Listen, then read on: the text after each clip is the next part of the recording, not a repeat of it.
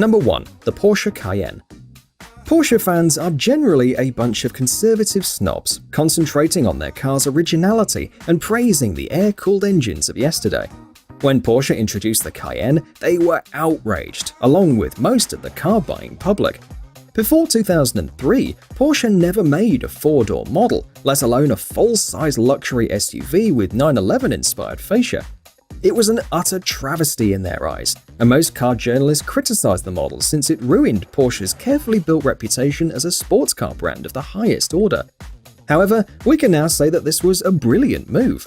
The Cayenne turned out to be a bestseller, generated an enormous amount of revenue for the company, and influenced the industry in so many ways. In fact, Porsche's SUV line, the Cayenne and the Macan, are the only reasons why the company can afford to build a 911. Number 2. The Toyota Prius. The first Prius was a 1997 model, but in 2003, the second generation was offered globally, and the world outside Japan was introduced to a hybrid car concept.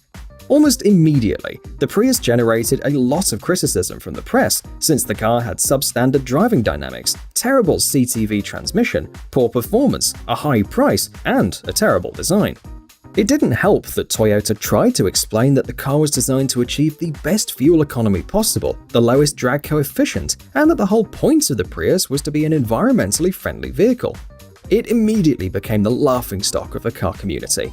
Thanks to Toyota-lobbied government initiatives, tax returns, and free parking permits in some areas, the Prius became the favorite vehicle of environmentally cautious Hollywood stars, which helped achieve sales of over 4 million units.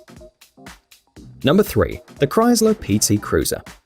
The success of the PT Cruiser is a clear case of inherited memory, which is the psychological phenomenon of taking someone else's memory and making it your own. In 2001, Chrysler presented a faux retro compact car that wasn't very good to drive, didn't have a lot of interior space, it looked weird, but for some reason, people bought it like crazy.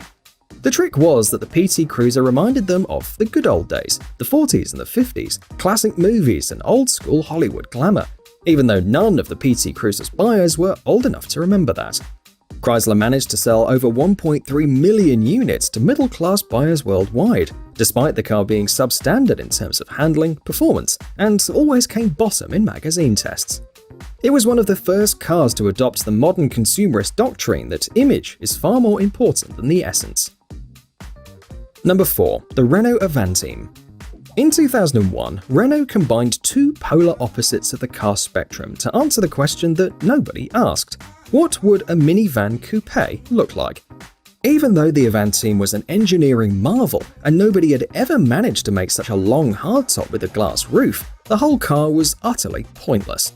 Theoretically, it had as much room as a minivan, but it had two enormous doors, no B-pillar, and a smaller trunk. It was expensive, complicated, and full of unique systems.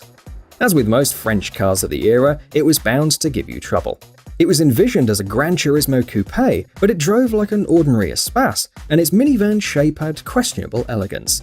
As you would expect, Renault struggled to sell 8,500 examples and discontinued the model after just 2 years on the market. Number 5. The Jaguar XType. The idea behind the Jaguar XType was sound, and the car itself wasn't that bad. But it was controversial right from the start, criticized by the motoring press and ignored by the buyers, which ultimately led to its demise. Back in the late 90s, Jaguar was owned by Ford. When the downsizing project was announced, Jaguar engineers looked for a suitable platform from the parent company. Ford's CD132 platform was a perfect choice, which made the X-Type project inexpensive and quick. However, that was the problem. The X-Type was an ordinary Ford Mondeo in an expensive suit. Even though it looked elegant and had a cool retro-inspired